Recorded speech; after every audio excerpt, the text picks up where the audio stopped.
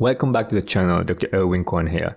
Today we're going to look at a common mistake that registrars make during the exam.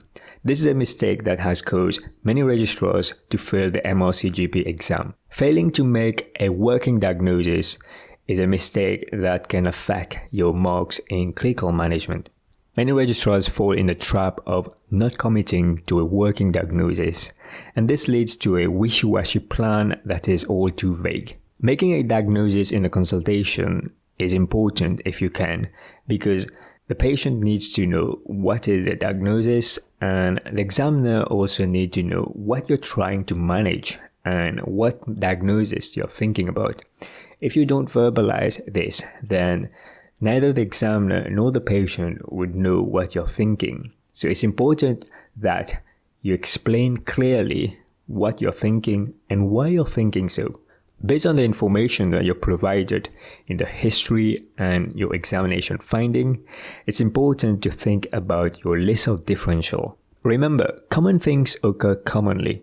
So think about what is the most likely diagnosis. Now, I appreciate that you might not always be able to make a single diagnosis, but you need to at least explain to the patient how you're going to reach to a diagnosis. What are your differential? Ideally, give the patient a couple of differential that you're thinking and what you're going to do to get an answer to find a diagnosis.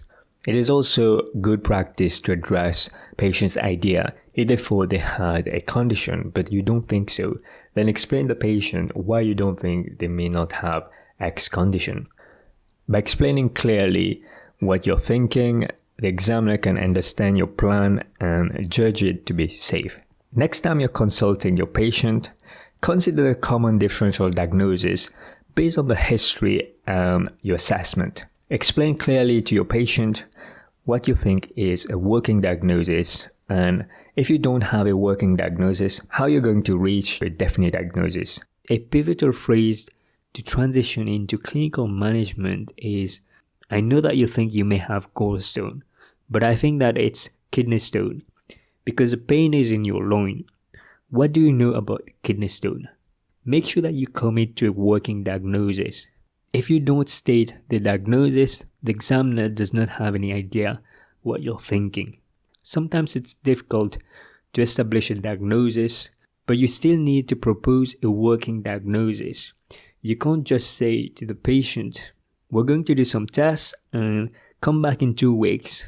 If you don't propose a working diagnosis and you just request some investigations and bring the patient back for follow-up, then the examiner will find it difficult to mark you on clinical management. When you're explaining your findings or impression, make sure that you use lay terms. Using simple language with your patient will help understanding. Thank you for watching this video till the end. If you found this video useful, then I've got another video that I'm sure you're going to get value from. Make sure you click the video on the right to watch it. Take care everybody. Bye bye.